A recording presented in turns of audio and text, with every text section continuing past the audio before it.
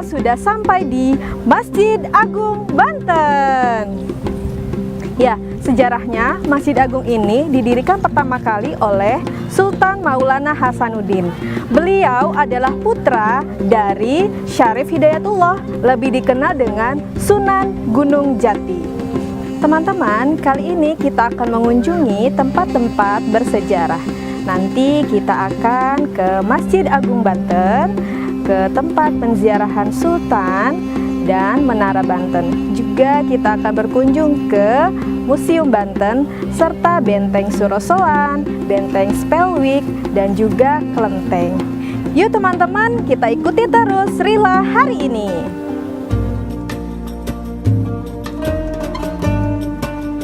Kesultanan Banten adalah sebuah kerajaan Islam yang pernah berdiri di Tatar Pasundan, Provinsi Banten, Indonesia. Berawal sekitar tahun 1526 ketika Kesultanan Cirebon dan Kesultanan Demak memperluas pengaruhnya ke kawasan pesisir barat Pulau Jawa. Dengan menaklukkan beberapa kawasan pelabuhan, kemudian menjadikannya sebagai pangkalan militer serta kawasan perdagangan sebagai antisipasi terrealisasinya perjanjian antara Kerajaan Sunda dan Portugis tahun 1522 Masehi. Maulana Hasanuddin, putra Sunan Gunung Jati, berperan dalam penaklukan tersebut.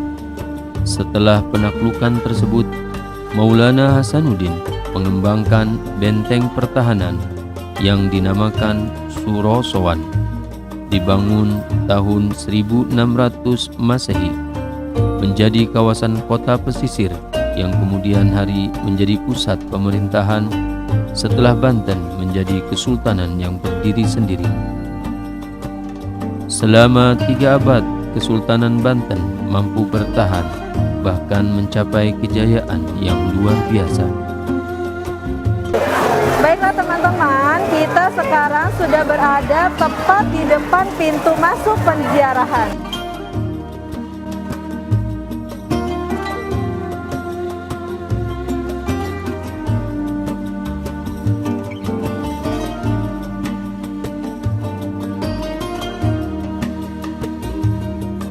Kita sekarang berada di area penziarahan Banten Lama. Ya, ini Pak Rohman sekarang berada di area penziarahan Banten, yaitu Sultan Maulana Hasanuddin, yang mana beliau adalah putra daripada Sunan Gunung Jati, yaitu Syekh Syarif Hidayatullah. Nah, pada hari ini Pak Rohman akan menyampaikan tata cara berziarah di makam Sultan Maulana Hasanuddin, ataupun pada umumnya di makam-makam orang tua kita ataupun keluarga-keluarga kita yang sudah meninggalkan kita. Yang pertama, untuk tata cara berziarah yaitu berwudu terlebih dahulu.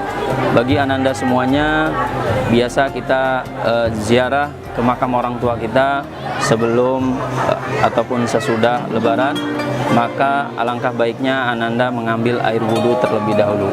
Pastikan ananda semuanya dalam keadaan suci, baik jasmani maupun rohani. Yang kedua yaitu membaca salam, membaca atau mengucapkan salam ketika berada di area pemakaman atau di area ziarah. Assalamualaikum ya ahlal kubur.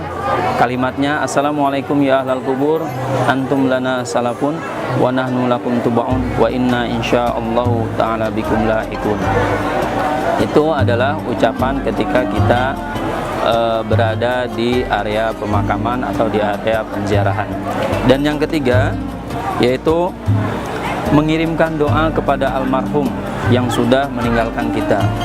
Mengirimkan doa atau mengucapkan doa-doa, wabil khusus doanya untuk almarhum. Yang keempat, jangan menginjak makam yang ada di area penziarahan, ataupun duduk di atas makam, ataupun melangkahi makam, ataupun berdiri di atas makam, karena itu akan sangat memberatkan kepada ahli kubur atau orang yang sudah dikuburkan atau almarhum yang sudah dikuburkan. Dan yang terakhir adalah membaca ayat-ayat suci Al-Quran, yang mana membaca ayat-ayat suci Al-Quran ini dikhususkan untuk para ahli kubur. Mudah-mudahan dengan bacaan ayat suci Al-Quran kita yang kita hadiahkan kepada mereka, Allah akan senantiasa memberikan rahmat dan meringankan segala dosa-dosanya di alam barzah ataupun di alam kubur.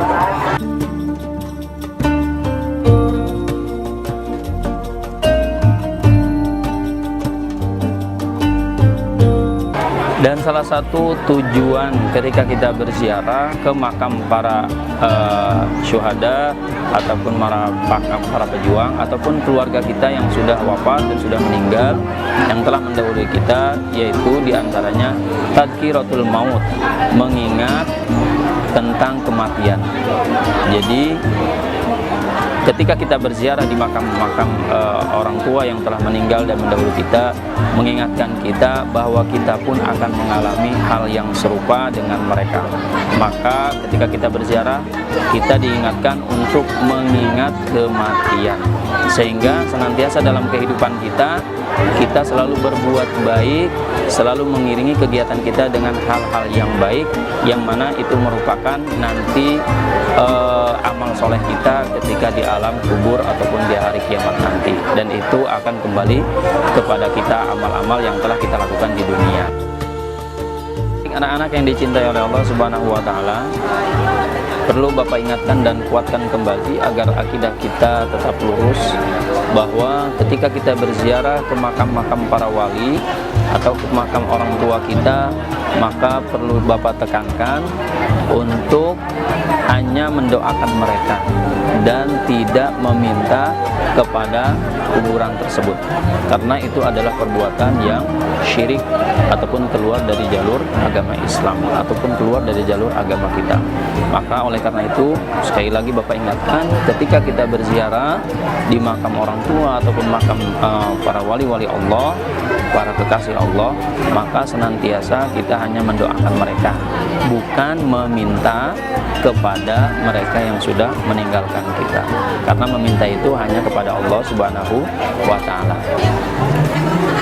Baiklah teman-teman, saat ini kita sudah bersama beberapa pengunjung. Meskipun di masa pandemi ini tidak menyurutkan para pengunjung untuk berziarah di Kesultanan Banten ini. Sebelum itu kita tanya dulu ya. Permisi, Teteh dan Ibu, mohon maaf sebelum mengganggu ya. Ingin bertanya dengan siapa? Dina Puspita. Dina, Teteh Dina. Nur Sifa Fauzia. Ibu Rukini. Ovelia Lestari. Oh iya, kalau boleh tahu kesini dari mana Ibu ya?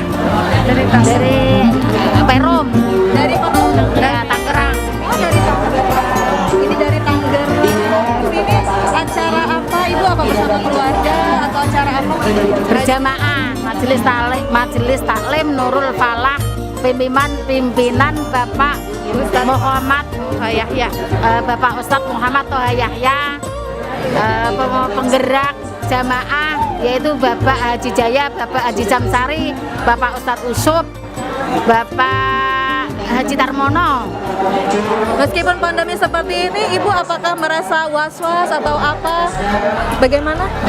Alhamdulillah kita bisa silaturahim, menyambung silaturahim ke Banten.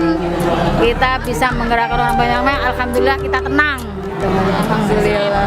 Aja sesuai protokol aja. Sesuai protokol kesehatan. Apakah Teteh sama Ibu sudah ziarah ke dalam? Sudah. Tiba jam berapa ke sini Ibu, Teteh? Tadi jam 10. Jam 10. Gitu. Terima kasih untuk informasinya. Mudah-mudahan nanti kita bisa berkunjung kembali ke sini ya Ibu ya, Teteh. Terima kasih banyak. Itulah tadi wawancara bersama salah satu pengunjung dari Tangerang. Ternyata mereka tetap semangat untuk berziarah ke sini asalkan sesuai dengan protokol kesehatan.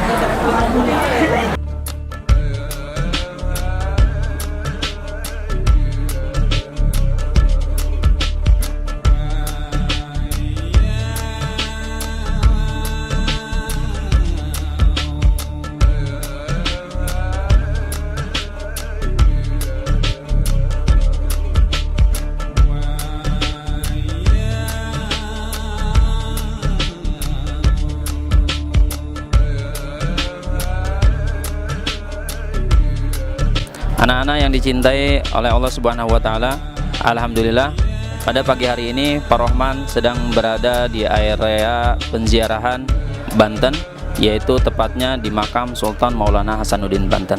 Dan pada hari ini Bapak akan sedikit berbincang-bincang dengan Kasepuhan Banten, yakni Tubagus Uci yang alhamdulillah pada pagi hari ini beliau sudah bersama Pak Rohman di sini. Baik, akan Bapak tanyakan beberapa pertanyaan tentang sejarah adanya Kesultanan Banten dan apa saja sih yang ada di area penziarahan makam Sultan Maulana Hasanuddin. Baik, Assalamualaikum warahmatullahi wabarakatuh, Kang Ustadz. Waalaikumsalam warahmatullahi wabarakatuh. Nah, Kang Ustadz, ini saya Pak Rohman dari SDIT Al-Hijah ingin sedikit berbincang-bincang dengan Kang Ustadz terkait tentang sejarah adanya Kesultanan Banten. Mungkin sekilas dari Kang Ustadz tentang sejarah Kesultanan Banten. Assalamualaikum warahmatullahi wabarakatuh. Saya pribadi adalah pengurus dari Kenadiran Kesultanan Maulana Hasanuddin Banten ini. Saya akan sedikit menceritakan tentang sejarah. Mungkin hanya sekilas saja, kalau untuk lebih luasnya mungkin ada di buku-buku sejarah ataupun sekarang ada di searching Google ya. Di sini adalah tempat makom Sultan Maulana Hasanuddin Banten yang bisa kita lihat bersama. Ini adalah makomnya, makam utama, dan beliau adalah putra dari Syekh Syarif Hidayatullah Cirebon. Sultan Hasanuddin tersebut adalah seorang raja pertama di Banten. Beliau juga yang pertama kali mengislamkan daerah Banten, Lampung dan sekitarnya. Itu berawal dari tahun 1552 berdirinya Kesultanan Banten sampai dengan kesininya. Saya ada mungkin di jarang ya. Di sini adalah makam-makam para wali-wali Allah, juga para sultan-sultan dari pertama dan sampai terakhir. Baik, itulah tadi sejarah singkat dari Kesultanan Banten. Untuk selanjutnya Kang Haji, ini kalau di tempat ziarah Kesultanan Hasanuddin ini ada peninggalan sejarah apa saja dari zaman Sultan Hasanuddin sampai sekarang yang masih ada dan bisa kita lihat sekarang? Untuk peninggalan tersebut mungkin kita masih bisa melihat sisa-sisa sejarahnya ya, karena satu-satunya kesultanan yang tidak punya keraton adalah Banten. Tapi di sana bisa dilihat ada keraton Surosoan, bahwa menandakan di situ pernah berdiri salah satu istana kerajaan yang sangat luar biasa. Gitu. Selanjutnya bisa dilihat ada menara Masjid Agung Banten, juga benda-benda peninggalan yang bisa dilihat di Museum Situs Kepurbakalaan, juga yang lain-lainnya ada kanal-kanal yang dulu sejarahnya itu mungkin dari laut ke sini bisa melalui kanal-kanal kecil, dan alhamdulillah ke depan nanti akan direkonstruksi kembali dengan bantuan dari APBD provinsi. Itu akan dikembalikan kejayaan Islam, insya Allah. Mungkin ke tahun-tahun mendatang kita bisa melihat perkembangan Banten yang lebih signifikan lagi. Pak Haji, ini kan yang ziarah itu sangat ramai sekali di setiap akhir pekan. Kira-kira dalam 1 tahun ini berapa pengunjung yang sudah berkunjung atau berziarah ke makam Sultan Hasanuddin Banten? Untuk pengunjung memang dari tahun ke tahun ada salah satu peningkatan yang signifikan, apalagi sekarang setelah direkonstruksi, sekarang adanya payung-payung seperti Madinah tersebut, itu semakin banyak wisatawan yang datang ke sini, terutama para peziarah, dan juga hanya wisata saja ada seperti itu. Untuk lebih pastinya para pengunjung dalam 1 tahun itu kami tidak bisa memastikan, cuma angkanya mungkin di atas 1 juta lebih, mungkin bisa lebih, karena di sini ini alhamdulillah pengunjungnya tidak pernah sepi. Apalagi sekarang menjelang bulan suci Ramadan itu semakin banyak para pengunjung baik siang maupun malam. Alhamdulillah sekarang meningkatnya lebih signifikan lagi. Baik anak-anak yang dicintai oleh Allah Subhanahu wa taala, itulah tadi wawancara dengan Kang Ustadz Uci. Beliau adalah pengurus daripada Kenadiran Kesultanan Banten, yaitu Sultan Maulana Hasanuddin. Kami ucapkan terima kasih pada Kang Haji yang telah menyempatkan waktunya untuk mengedukasi anak-anak SDIT Al-Hijah. Mudah-mudahan ini bisa bermanfaat buat anak-anak dan bisa mengetahui sejarah daripada Kesultanan Banten.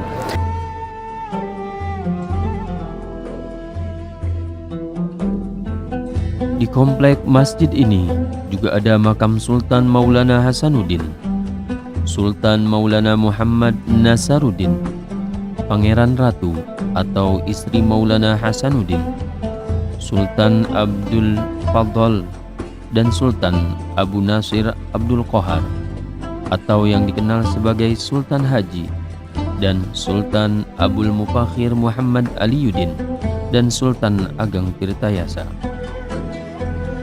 Ada 3 komplek besar pemakaman sultan, yaitu pemakaman Maulana Hasanuddin di pusat kesultanan, Sultan Maulana Yusuf di Kesunyatan, dan Sultan Abdul Mufakhir Mahmud Abdul Qadir di Kenar. Maulana Yusuf dimakamkan jauh dari Surosowan, pusat kesultanan, tapi malah di Kesunyatan, karena di situ dimakamkan juga guru agamanya.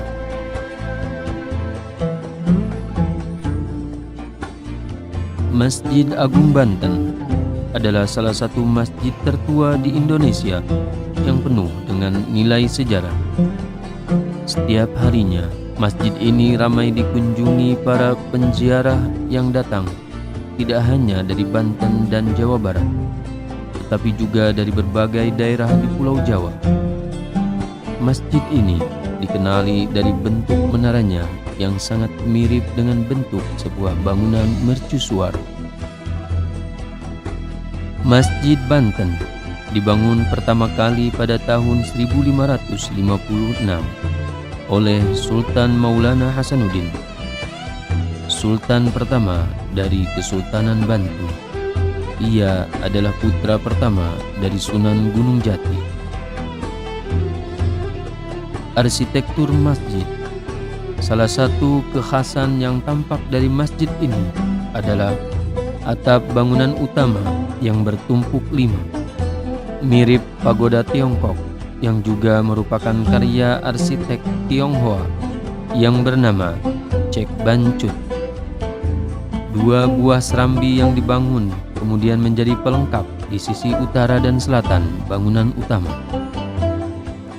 Di masjid ini juga terdapat komplek pemakaman Sultan-Sultan Banten beserta keluarganya, yaitu makam Sultan Maulana Hasanuddin dan istrinya, Sultan Ageng Tirtayasa, dan Sultan Abu Nasir Abdul Qohar.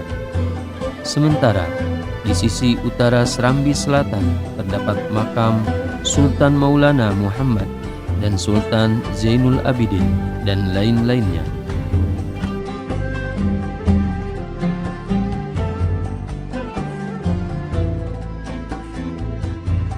Baiklah teman-teman, saat ini kita sudah berada tepat di depan Menara Banten. Pada zaman dahulu, Menara Banten ini biasa digunakan untuk mengumandangkan azan. Jika kita berada tepat di atas puncak Menara Banten, kita akan bisa melihat bagaimana suasana lautan. Menara Banten menjadi ciri khas Masjid Banten, terletak di sebelah timur masjid. Menara ini terbuat dari batu bata dengan ketinggian kurang lebih 24 meter. Diameter bagian bawahnya kurang lebih 10 meter.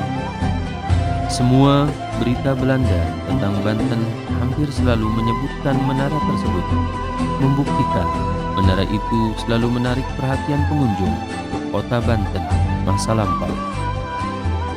Untuk mencapai ujung menara, ada 83 buah anak tangga yang harus ditapaki dan melewati lorong yang hanya dapat dilewati oleh satu orang. Pemandangan di sekitar masjid dan perairan lepas pantai dapat terlihat di atas menara. Karena jarak antara menara dengan laut yang hanya sekitar 1,5 km. Dahulu, selain digunakan sebagai tempat mengumandangkan adzan, menara yang juga dibuat oleh Hendrik Lucas Cardil ini digunakan sebagai tempat menyimpan senjata.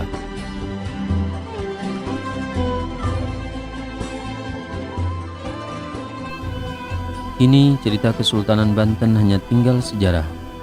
Namun kejayaan dan peninggalannya masih dapat dilihat di Museum Situs Kepurbakalaan Banten Lama. Terletak di kawasan Banten Lama, tepatnya di Desa Banten, Museum Situs Kepurbakalaan berjarak 12 km arah utara dari pusat kota Serang. Salah satu sudut ruangan Museum Situs Kepurbakalaan Banten Lama yang menerangkan mengenai kesenian debus khas Banten. Patung-patung yang menjadi koleksi Museum Situs Kepurbakalaan Banten Lama bisa pengunjung lihat di salah satu sudut ruangan. Museum Situs Kepurbakalaan Banten Lama terletak di kawasan Banten Lama, tepatnya di Desa Banten, Kecamatan Kasmen. Museum Situs Kepurbakalaan Banten Lama terletak di kawasan Banten Lama, tepatnya di Desa Banten, Kecamatan Kasmen. Salah satu sudut ruang pamer yang ada di museum yaitu benda-benda peninggalan dari Kesultanan Banten. Dapat kita lihat di Museum Situs Kepurbakalaan Banten Lama, seperti arca Nandi yang merupakan peninggalan Hindu-Buddha.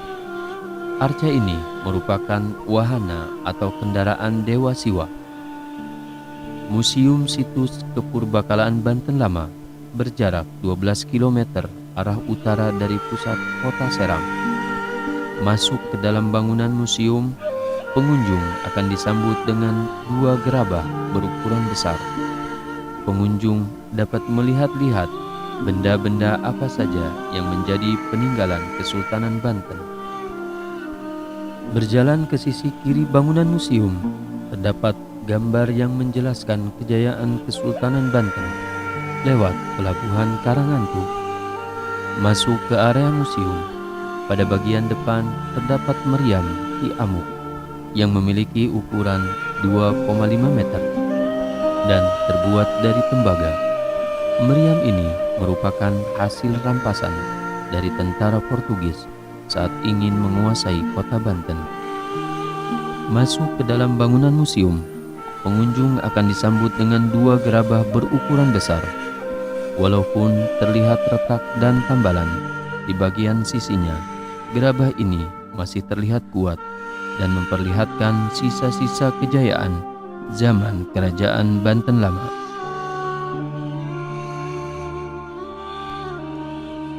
Salah satu gambar yang menarik adalah gambar yang menceritakan 2 utusan Banten yang dikirim ke Inggris pada tahun 1682, yakni Kiai Ngabehi Naya Wirapraya dan Kiai Ngabehi Jaya Sedana. Mereka berdua diutus Sultan untuk membeli peralatan perang. Saat bertemu dengan Raja Inggris Charles II, utusan dari Banten ini menerima gelar sebagai Sir Abdul dan Sir Ahmad.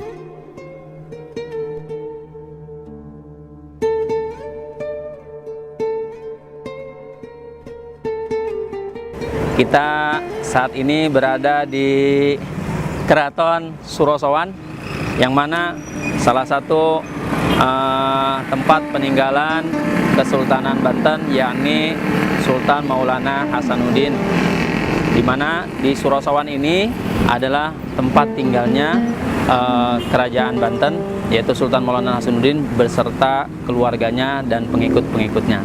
Nah, di dalam Surosowan ini terdapat ada kamar-kamar peninggalan kesultanan, dan di sana juga banyak situs-situs yang sekarang walaupun hanya puing-puingnya, tapi itu adalah menandakan bahwa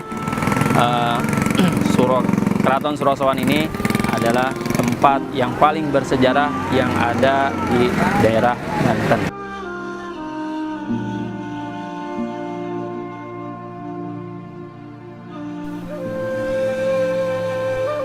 Keraton Surosowan adalah sebuah keraton di Banten. Keraton ini dibangun sekitar tahun 1522 sampai 1526 Masehi pada masa pemerintahan Maulana Hasanuddin, yang kemudian dikenal sebagai pendiri dari Kesultanan Banten. Selanjutnya, pada masa penguasa Banten berikutnya, bangunan keraton ini ditingkatkan, bahkan konon juga melibatkan ahli bangunan asal Belanda, yaitu Hendrik Lucas Cardeel, seorang arsitek berkebangsaan Belanda yang memeluk Islam yang bergelar Pangeran Wiraguna.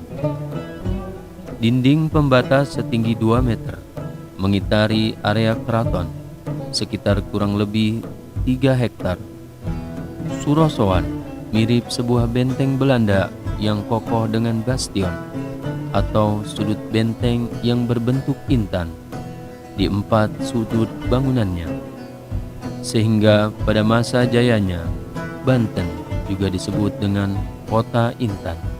Saat ini bangunan di dalam dinding keraton tak ada lagi yang utuh, hanya menyisakan runtuhan dinding dan pondasi kamar-kamar berdenah persegi 4 yang jumlahnya puluhan.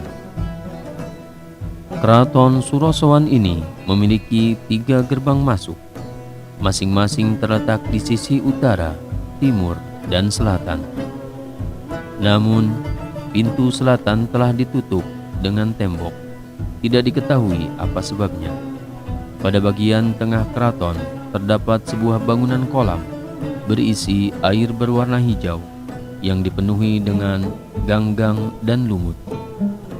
Di keraton ini juga banyak ruang di dalam keraton yang berhubungan dengan air atau mandi-mandi pertirtaan. Salah satu yang terkenal adalah bekas kolam taman bernama Balai Kambang Rara Denok. Ada pula pancuran untuk pemandian yang disebut pancuran mas. Kolam Rara Denok berbentuk persegi 4 dengan panjang 30 meter dan lebar 13 meter serta kedalaman 4,5 meter. Ada 2 sumber air di Surosowan, yaitu sumur dan danau Tasikardi yang terletak sekitar 2 km dari Surosowan.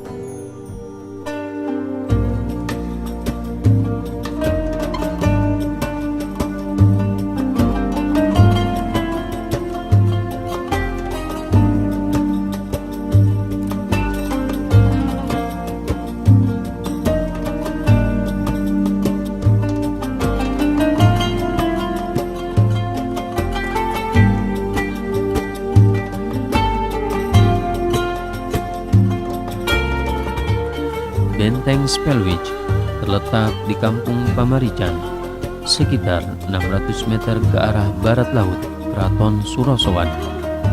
Situs Banten Lama. Benteng ini berdenah persegi panjang, tidak simetris, dan setiap sudutnya terdapat bastion. Benteng Spelwich didirikan pada tahun 1682, mengalami perluasan pada tahun 1685 dan 1731. Benteng ini dirancang oleh Hendrik Lucas Cardeel. Adapun namanya diambil dari nama Gubernur VOC Cornelis Jes Spelman pada masa pemerintahan Sultan Abu Nasr Abdul Qohar yang juga dikenal sebagai Sultan Haji, yang merupakan putra dari Sultan Ageng Tirtayasa.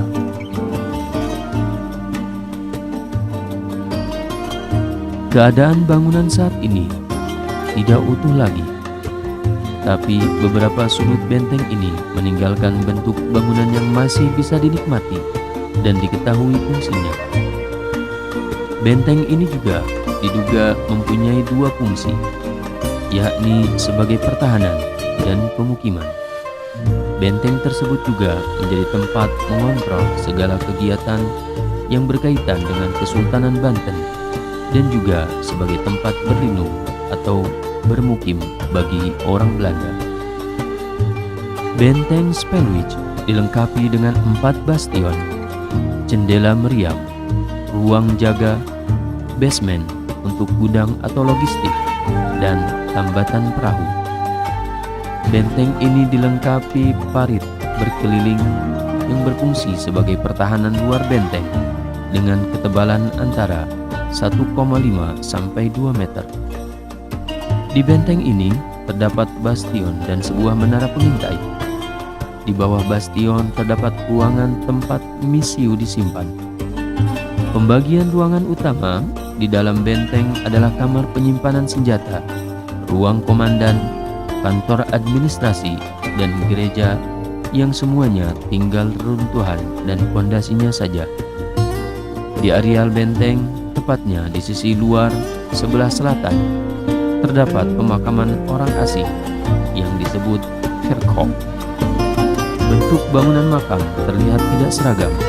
Salah satu bangunan makam yang paling besar adalah makam Komandan Hugo Dieter Paulus tahun 1718 sampai 1763 adalah sang panglima perang.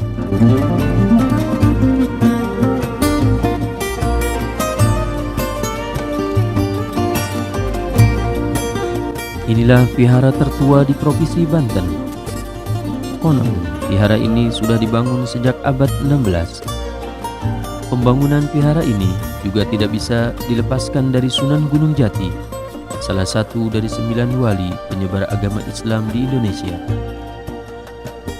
Sejarah pembangunan vihara yang terletak di Kecamatan Kasmen, wilayah Banten Lama, berkaitan dengan Syekh Syarif Hidayatullah atau yang dikenal dengan nama Sunan Gunung Jati. Tokoh penyebar Islam di tanah Jawa ini memiliki istri yang masih keturunan Kaisar Tiongkok bernama Putri Ong Tin. Melihat banyak pengikut Putri yang masih memegang teguh keyakinannya, Sunan Gunung Jati membangun vihara pada tahun 1542 di wilayah Banten, tepatnya di desa Dermayon, dekat dengan Masjid Agung Banten.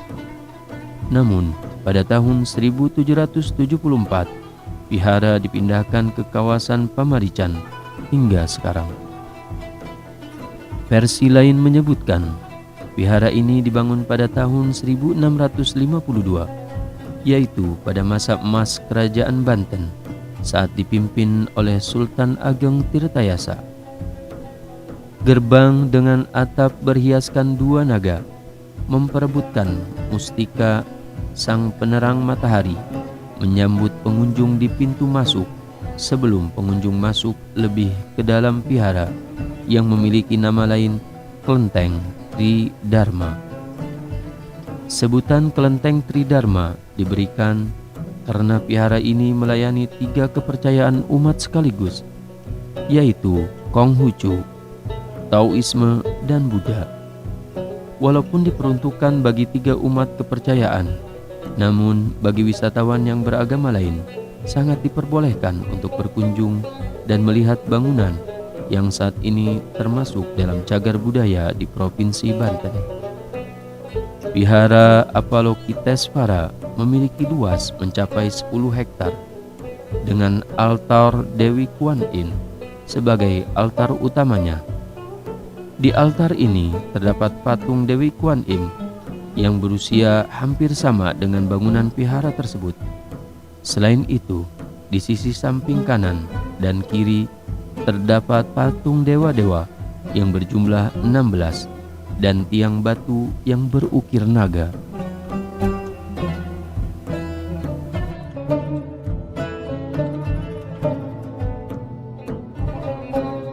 Alhamdulillahirabbil alamin. Teman-teman, perjalanan wisata religi kita hari ini sudah selesai dalam kegiatan BPI. Mudah-mudahan apa yang sudah kalian lihat dapat menambah ilmu, menambah wawasan, dan semakin meningkatkan ketakwaan kita kepada Allah Subhanahu wa Ta'ala. Dengan Ibu Ismi di sini, mohon maaf atas segala kekurangan. Sampai berjumpa kembali di wisata-wisata berikutnya. Wassalamualaikum warahmatullahi wabarakatuh.